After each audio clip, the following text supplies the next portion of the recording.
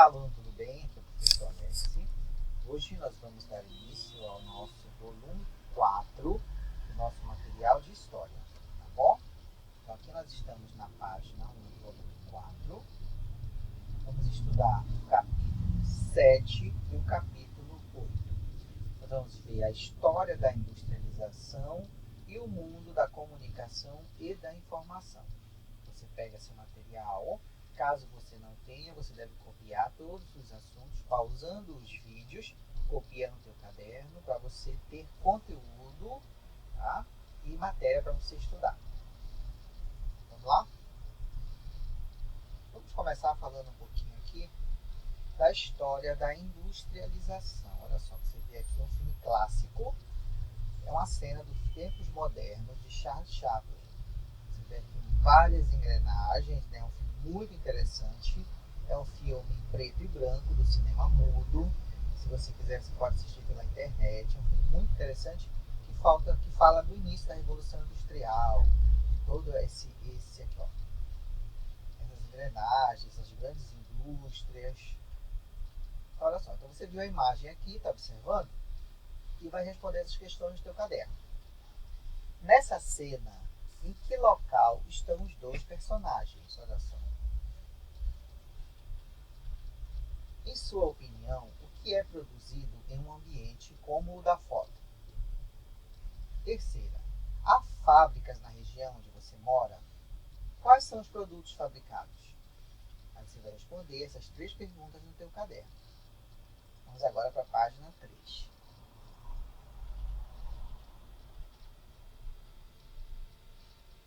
Eu vou fazer a leitura do texto e na sequência eu vou explicando para vocês, tá bom?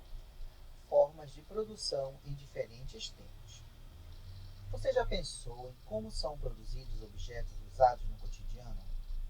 Como são fabricadas roupas, os calçados, eletrônicos e brinquedos, por exemplo?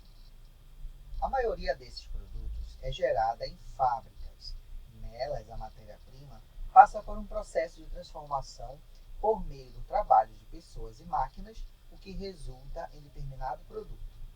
Veja as imagens de algumas fábricas na atualidade. Aí está grifado aqui matéria-prima. O que é a matéria-prima? A matéria-prima é o elemento geralmente extraído da natureza para ser utilizado na fabricação de um produto, como o algodão na fabricação de roupas. E aqui você tem algumas fábricas na atualidade. Você tem uma fábrica de automóvel, aqui você tem uma fábrica de sapatos, aqui você tem uma fábrica de iogurtes na Ucrânia, laticínios, né? E uma fábrica de brinquedos na Alemanha, tá? Todas fazendo transformação das matérias-primas.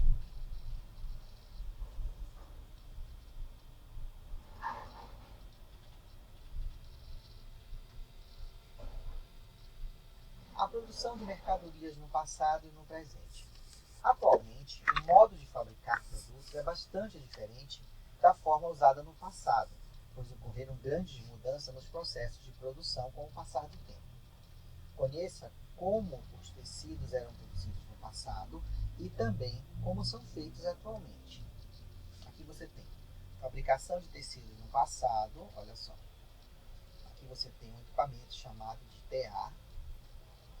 Estão fiando o algodão, ou a lã, que é no caso a matéria-prima aqui, a lã de ovelha ou algodão, era retirada da natureza por algum familiar para ser utilizado na produção de tecidos.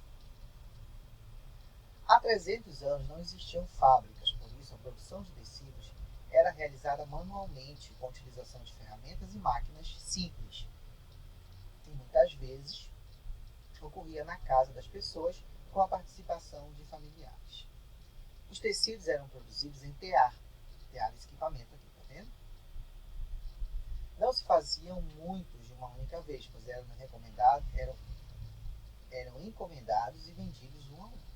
Então aqui você vê que ela está desfiando, né? A máquina transformando o algodão em fios. Aqui, ó. E cada peça de tecido era única, pois era feita manualmente.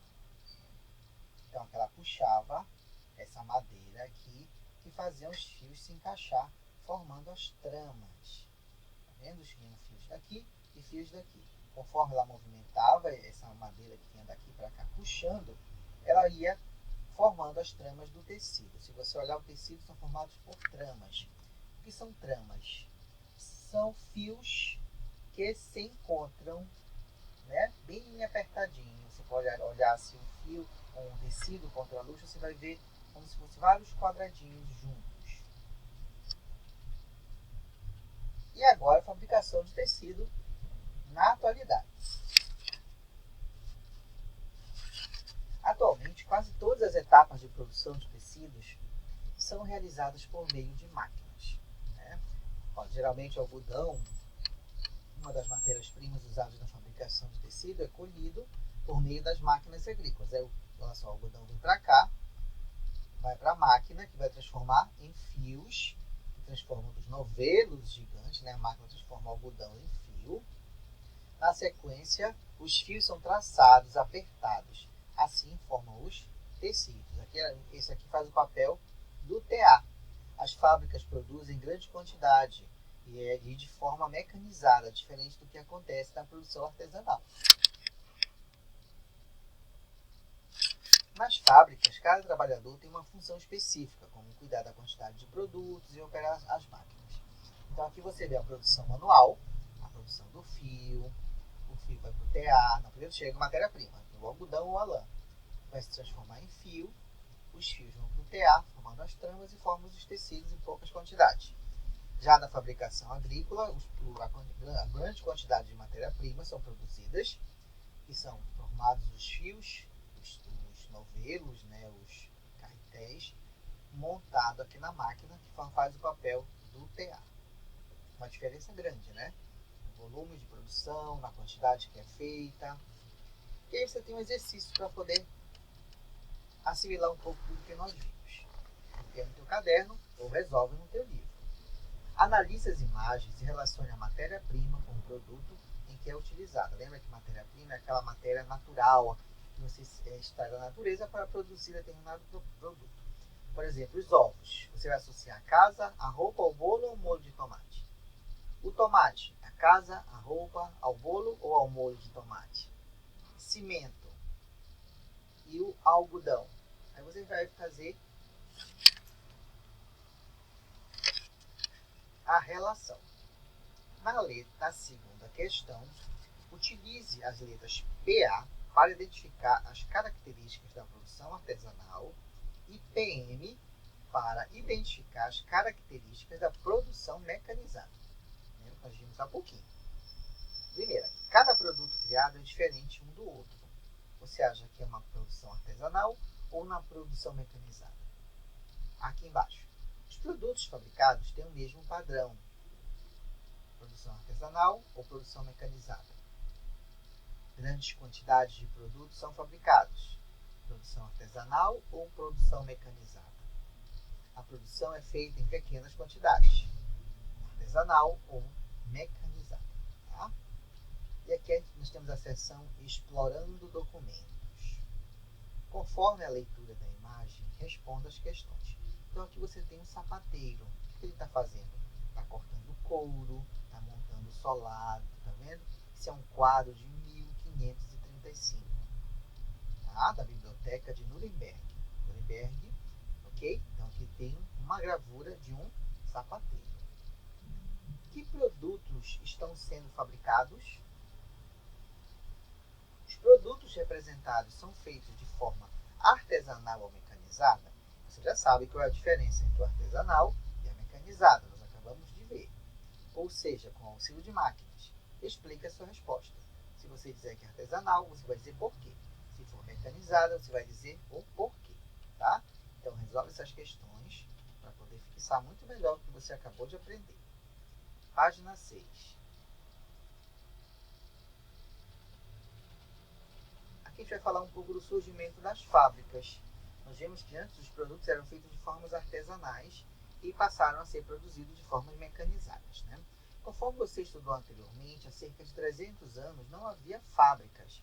Essas organizações surgiram a partir de 1750 na Inglaterra e causaram grandes mudanças em como as pessoas trabalhavam e viviam. Na época, ocorreu um grande desenvolvimento de tecnologias. Foram criadas máquinas a vapor para serem usadas na produção de mercadorias nas fábricas. O uso de máquinas aumentou a produção e a tornou muito mais rápida. Então você vê aqui que nessa época foi o boom da tecnologia, né? Então início à Revolução Industrial. Daqui o carvão era queimado e o calor aquecia a água nas caldeiras. Isso gerava muita fumaça e vapor na água, que fazia com que as máquinas se movimentassem. O carvão era a matéria-prima usada para gerar energia, que movimentava as máquinas. Tá vendo? Você vendo ele colocando carvão aqui, vai aquecer a água que está aqui, tá vendo? E vai produzir vapor. Aqui tem a fumaça saindo pelas chaminés e o vapor é usado para movimentar as grandes máquinas. Vamos ver na página seguinte, que é o complemento da foto. Olha só. Tá vendo?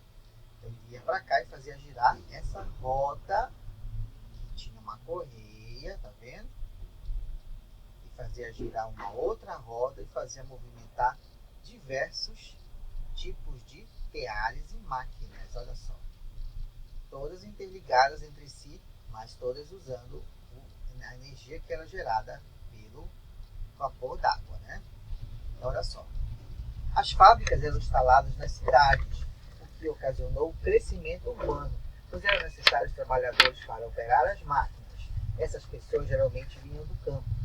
Todo esse conjunto de acontecimentos recebeu o nome de Revolução Industrial, porque mudou completamente a vida das pessoas daquele período.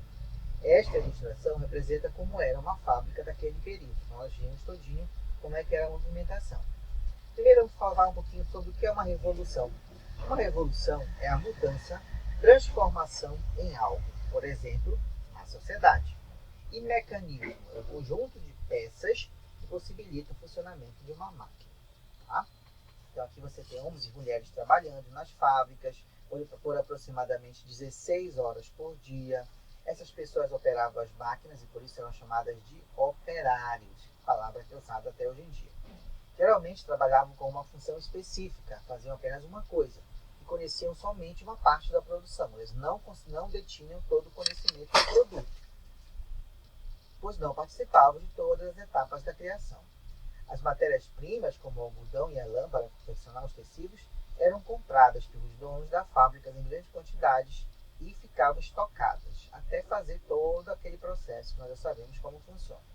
Então aqui você tem as primeiras máquinas produzindo tecido, tá vendo? E todas pertenciam a uma única pessoa.